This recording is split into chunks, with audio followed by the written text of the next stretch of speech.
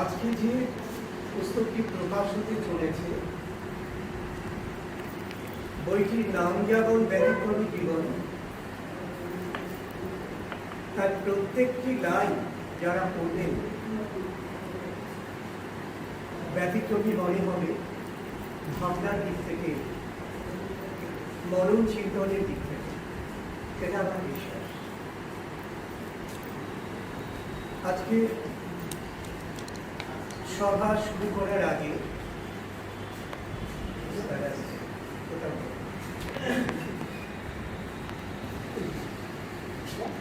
আসুন স্যার।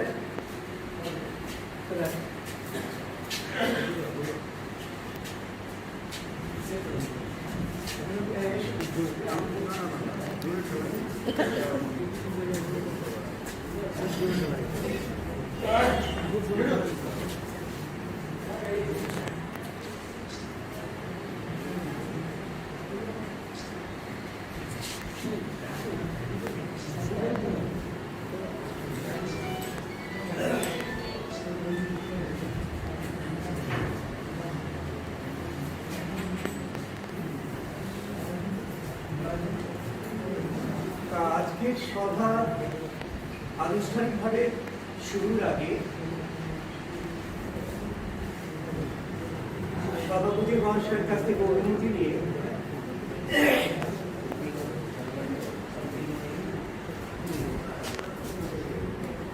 আমরা একটা গর্ভস্পর্শী ঘটনাকে স্মরণ করব। আমাদের বিদ্যালয়ে শিক্ষক শ্রী বিনয় কুমার বিশ্বাস কিছুদিন আগে প্রয়াত হয়েছে। মৃত্যুটি একেবারেই অবাঞ্ছিত। যেহেতু আমরা জীবন দিয়েছি, জীবন নিয়ে গ্রহণ করেছি, প্রাণ আছে দেহে, সেটা একসময় শেষ হবে। কিন্তু অকালে চলে যাওয়ার একটি প্রাণ, একজন উজ্জ্বল শিক্ষক, তার সাথে আমি দীর্ঘদিন একসাথে কাজ করেছি। এমন সরল মনা, আপন ভোলা আজকের পৃথিবীতে দুর্লভ।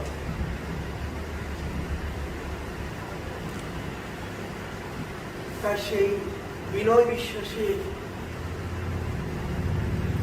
বাড়িতে আমি গিয়েছিলাম। একটা প্রাসাদ সম বাড়ি বানিয়েছেন তিনি, স্বপ্নের রূপান্তর করবেন বলে। কিন্তু সেখানে গিয়ে প্রত্যেকটি দরজায় পর্দা শুধু অনুরোধন শুনে এসেছি, তার হাহাকার শুনে। আমরা আজকে যারা সমবেত হয়েছি, প্রত্যেকেই কোনো না কোনোভাবে এই নামটার সাথে যুক্ত নাসরা উচ্চ বিদ্যালয়। যারা অতিথি আছেন, বিদ্যালয়ের সাথে সংশ্লিষ্ট হয়তো বা নেই, তথাপি যার সাথে সংশ্লিষ্ট সেই সূত্র ধরে আপনারাও সংশ্লিষ্ট। তাই সকলের কাছে আবেদন রাখছি,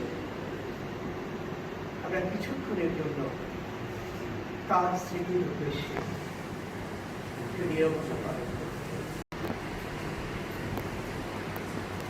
ব্যতিক্রমী জীবন এই পুস্তকটি প্রকাশিত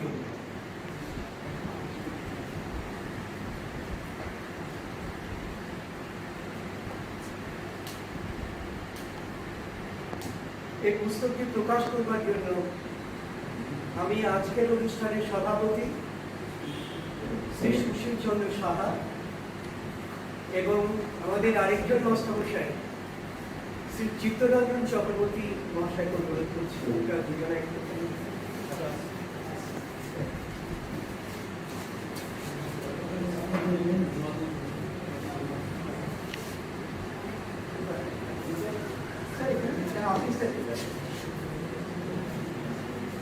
যাও।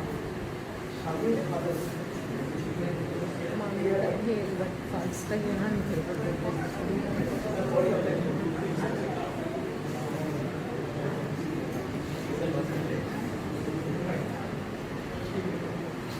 ব্যতিক্রমী জীবন প্রকাশ করছেন আনুষ্ঠানিকভাবে শ্রী সুশীল চন্দ্র সাহা, আমাদের রাজেন্দ্র স্যারের সহকর্মী দীর্ঘদিনে, এবং আরেকজন সহকর্মী শ্রী চিত্তরঞ্জন চক্রবর্তী।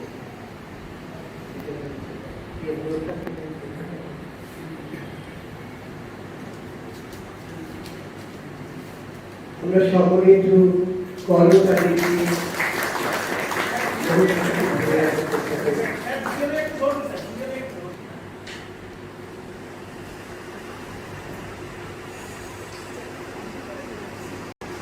এরপর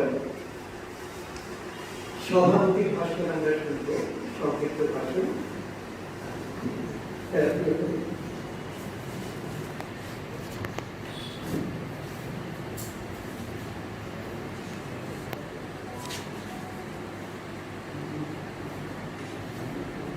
এই বইটাতে কি আছে আপনারা প্রত্যেকে যখন পাবেন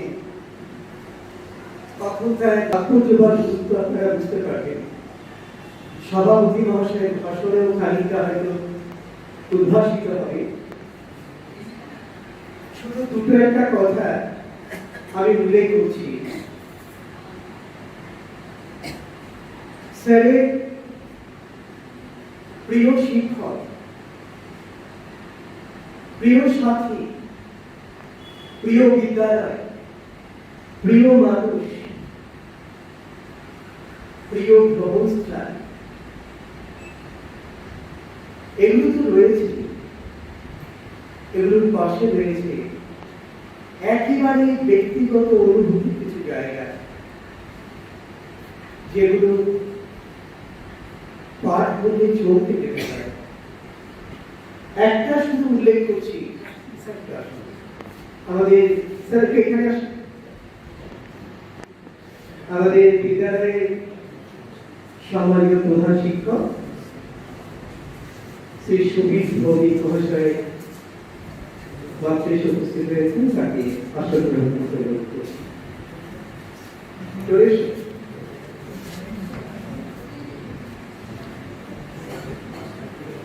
তার একটি লাইন আছে এরকম: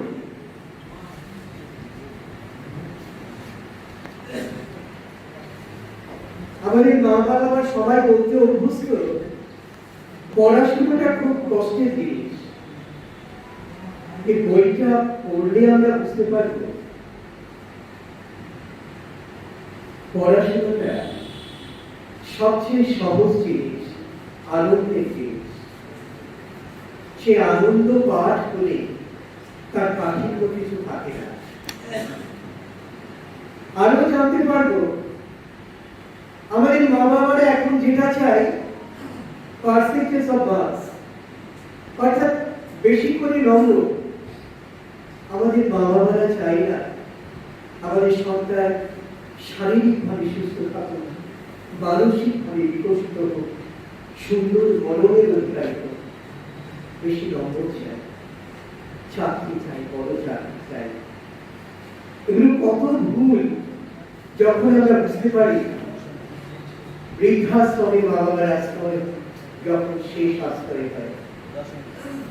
যাই হোক, আমি সভাপতি মহাশয়, আমাদের খুব শ্রদ্ধায় মানুষ, আমাদের সভাপতি শ্রী সুশীল কুমার সাহা, তাকে অনুরোধ করছেন সংক্ষিপ্ত ভাষণ রাখাতে।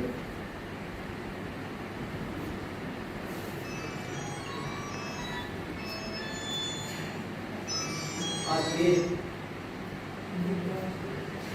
এই সভা কেন্দ্র করে আমরা মিলিত হয়েছি। তিনি আমাদের প্রিয় শিক্ষক, আমার সহকর্মী নবেন্দু পোদ্দার, বর্তমান বিদ্যালয়ের প্রধান শিক্ষক সুবীরবাবু, সামনে উপবিষ্ট সকল শ্রদ্ধার্ঘ আমার ছাত্র এবং প্রতিবেশী বিশিষ্ট জনেরা, আজকে একটা বিশেষ মুহূর্তটা আমার কাছে স্মরণীয় হয়ে থাকবে। দু একটি কথা বলার আগে কবির দু একটা লাইন মনে পড়ে যাচ্ছে। মরিতে চাই না আমি সুন্দর ভুবনে, মানবের মাঝে আমি বাঁচিবারে চাই। অর্থাৎ কবি বলতে চাচ্ছেন এই সুন্দর ভুবন থেকে তার যাওয়ার ইচ্ছে নেই, আমারও নেই। কিন্তু আর একজন কবি বলেছেন, the old order changes, giving place to the new. নতুনদের জায়গা করে দেওয়ার জন্য পুরনোদের তো যেতেই হয়। হয়তো একদিন আমরা সকলেই এক এক করে চলে যেতে থাকব। তবু প্রত্যেকেরই মনের কোণে একটা বাসনা থেকেই যায়, আমি যেন চিরস্মরণীয় হয়ে থাকি, আমি যেন দীর্ঘকাল আমার অবস্থান এই পৃথিবীর বুকে আমি বেঁচে থাকি।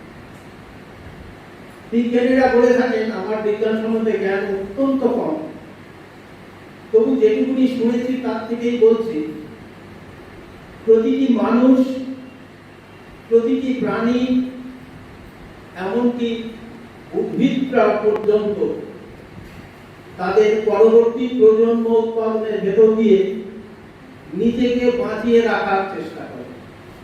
পরবর্তী প্রজন্মের ভেতর দিয়েই সে বেঁচে থাকার ইচ্ছা প্রকাশ করে। তাহলে বেঁচে আমরা সকলেই থাকতে চাই, যার যেমন ক্ষমতা সে সেইভাবে বেঁচে থাকার বিভিন্ন পন্থা অবলম্বন করে। বই রবীন্দ্রনাথের মতো বিশ্বকবি তিনিও বলেছেন, আজি হতে 100 বর্ষ পরে কে তুমি পরিচে বসি আমার কবিতাখানি এক মনে বসে। তার মানে কবির ইচ্ছা তার মৃত্যুর পরে 100 কেন 100 বছর ধরেও তার কবিতা কেউ না কেউ পাঠ করবে।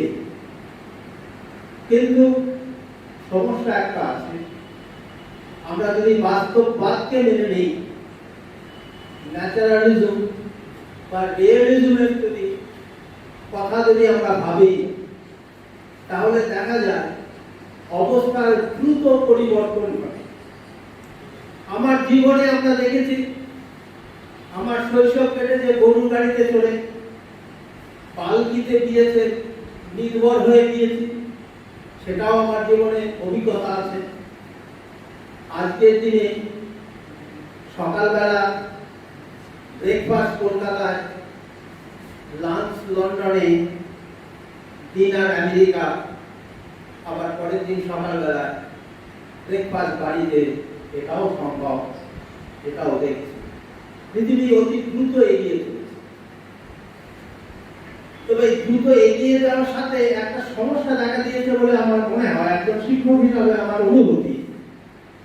আজকের দিনে পুস্তকের ভেতর দিয়ে একজন ব্যক্তি, লেখকের তার চিন্তা, তার বরণের বহিঃপ্রকাশ ঘটে। সেই বহিঃপ্রকাশটা স্মরণীয় হয়ে থাকে পাঠকের মাধ্যমে। তো পাঠকের সংখ্যা আমার মনে হয় আস্তে আস্তে হ্রাস পাচ্ছে বলে আমার ধারণা।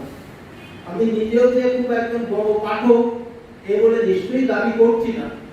আমার পরবর্তী প্রজন্ম বা তার পরবর্তী প্রজন্মের ছেলেমেয়েরা যা দেখছি, পড়াশুনো, বইগুলো আলমারিতে শোভাবর্ধন করে, এই ছাড়া ধুলোবালি ঝেড়ে পাতা উল্টানো লোকের সংখ্যা ক্রমাগত কমেই চলে যাচ্ছে।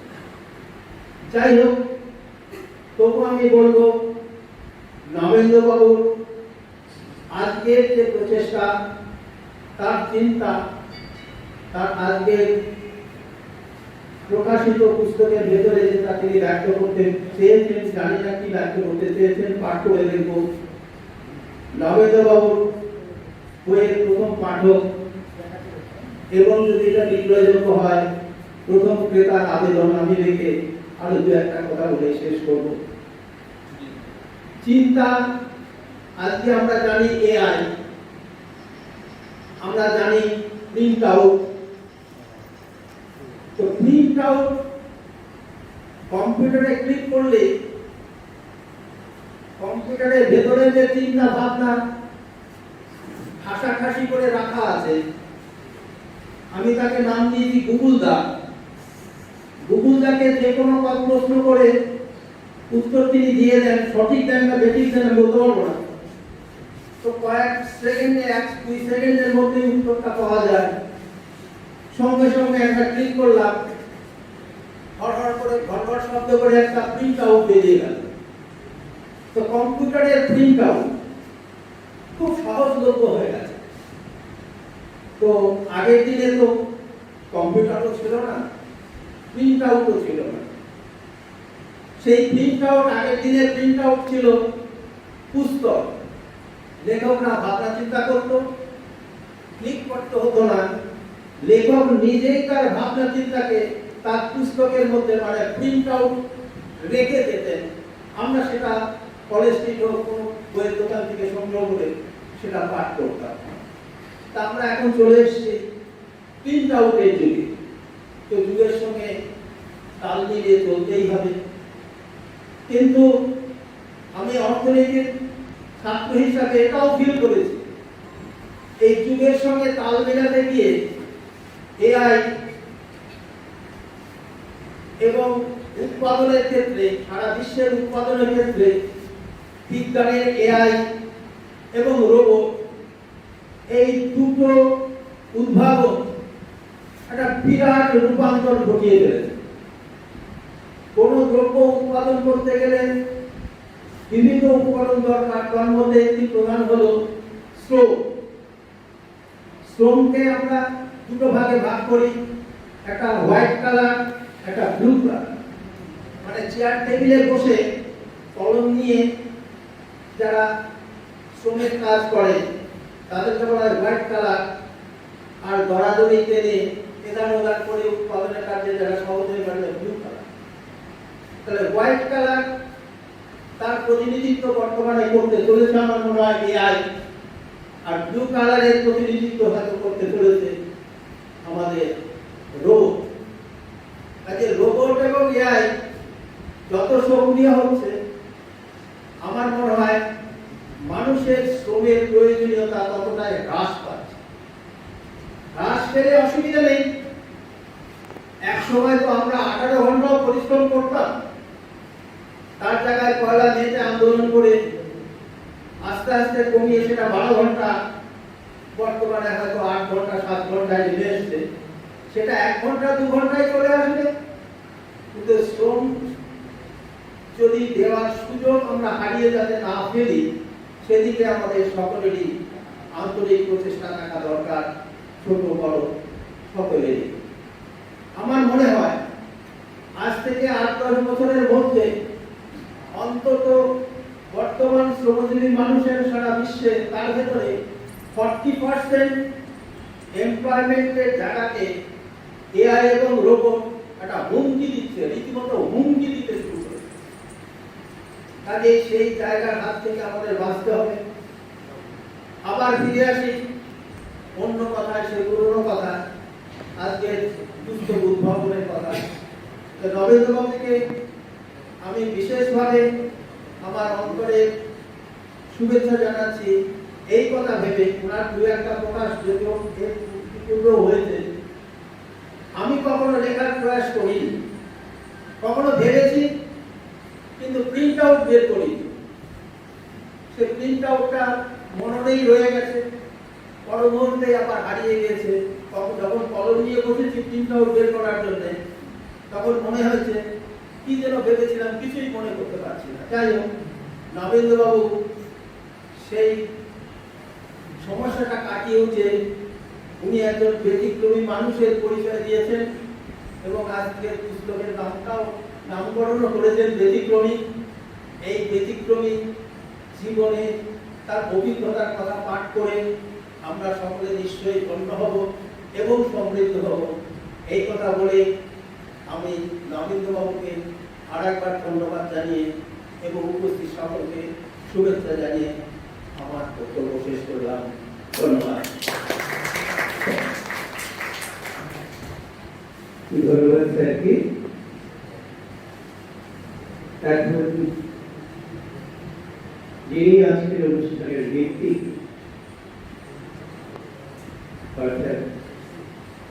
nothing to say. তার কথা আমরা শুনব। লিওনার্দো দা ভিঞ্চি একটা কথা বলেছিলেন,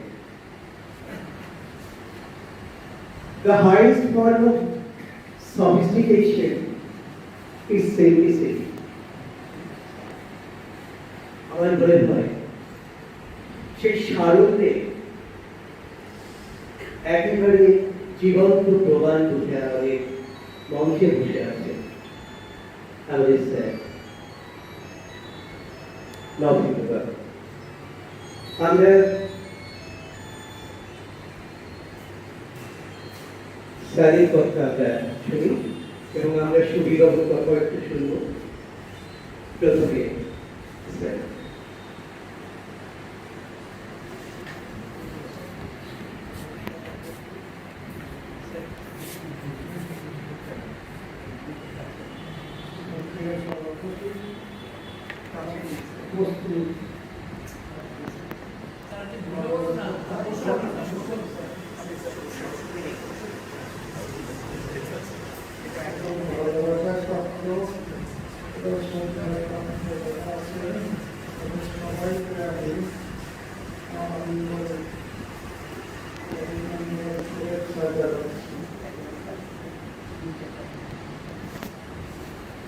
আমি সমস্ত বিষয় বলতে তো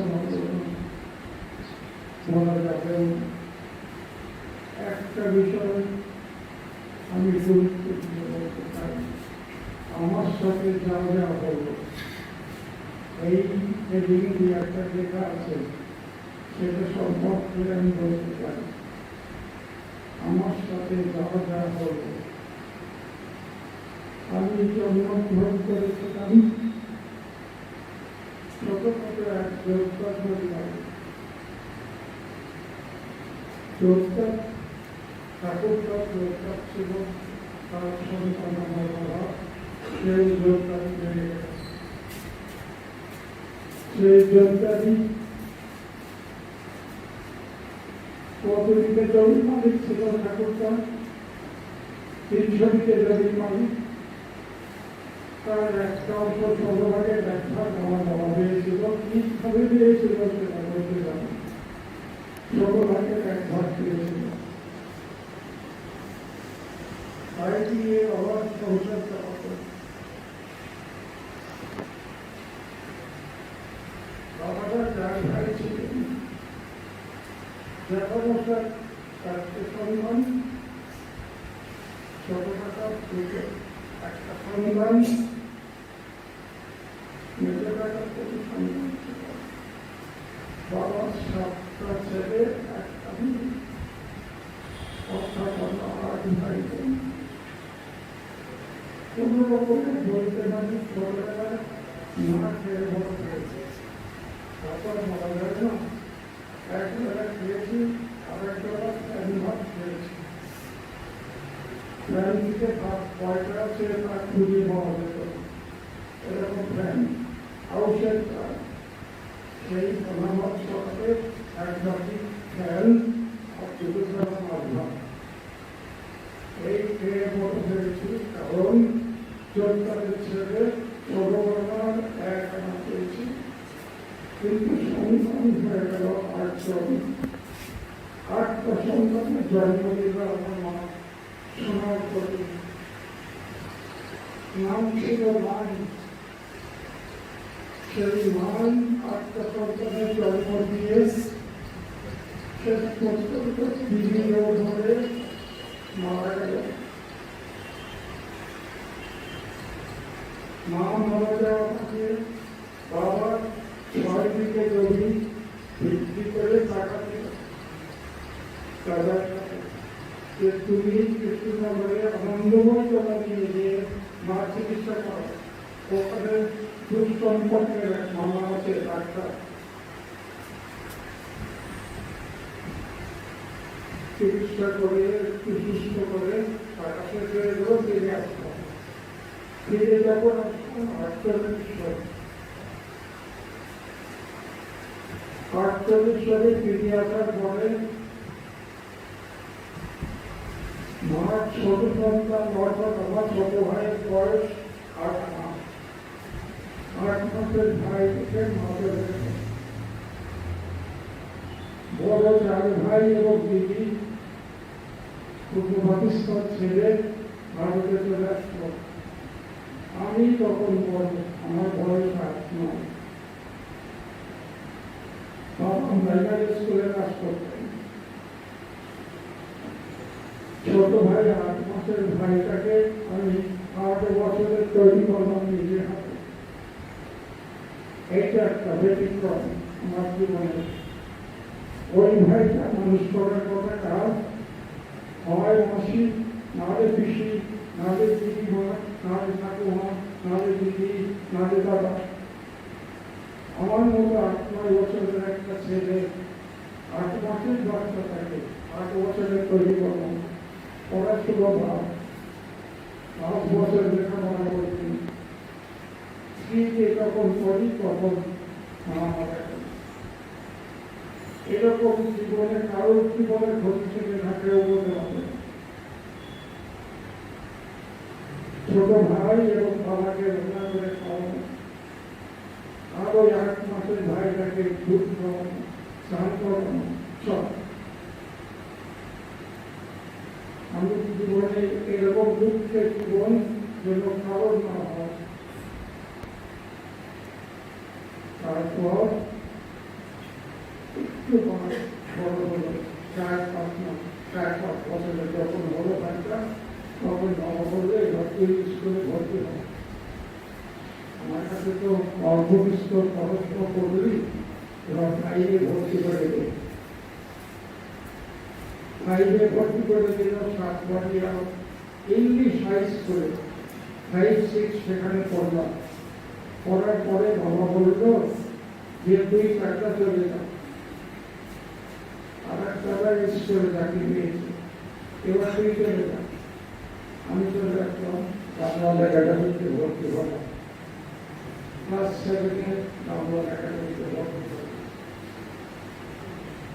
পাস করলাম হায়ার সেকেন্ডারি, ওখান থেকে পাস করার পরে কলেজে ভর্তি হতে পারি না। কেন ভর্তি হতে পারি না? টিকিট করে জীবনের সারা কিছু পাস। 2 টাকা প্রাইমারি স্কুলে কাজ করতেন, 80 টাকা বেতন, সব ঠাকুর নিয়ে 80 টাকা বেতন। তাই দিয়ে 4 ভাই আর বড়দিন সংসার করত। কিন্তু তারা বলছি স্বার্থপর, চরম স্বার্থপর নজির রাখত। আমাদের 3 ভাইকে আমরা করে দিলাম। এখন 3 ভাই পড়াশোনা করে, 3 ভাই পড়াশোনা করতে গিয়ে খাওয়া যাবে না, খাওয়া যাবে না, পড়াশোনার বই কেনা যায়। এই অবস্থায় 40 টাকায় 3 ভাইয়ের পড়াশোনা খাওয়া পয়সা লাগবে। খাওয়া হবে ভাত আর পেঁপের ঝোল। আচ্ছা, পেঁপের হতো, পেঁপের ঝোল হতো। এইরকম দুধ থেকে পেয়েছে। কতদিন? প্রায় 8 বছর। তারপর কলেজে পাস করে ভর্তি হতে পারতাম না, টাকা নাই। দাদা বন্ধুকে ধৈর্য ধরো, স্বীকৃতি আমি ভালো চাকরি পেয়ে যাবো। 6 মাস যেতে না যেতেই আমরা এজি বিভাগে ইউটি ক্লার্কের চাকরি পেয়েছি। চাকরি পাওয়ার পর আমি ভর্তি হলাম। আমি মাঝহাট খেলাম। কত বছর পরে? 7, 15, 17, 18, 19, এই 6 বছর পরে আমি মাঝহাট খেলাম। ভাড়া ওই চাকরি পাওয়ার পর 50 টাকা ভাড়া দেয়। আমি হাতে শর্ত পেলাম, ভর্তি হলাম, কলেজে পাস করলাম, এয়ারফোর্সের চাকরি পেলাম।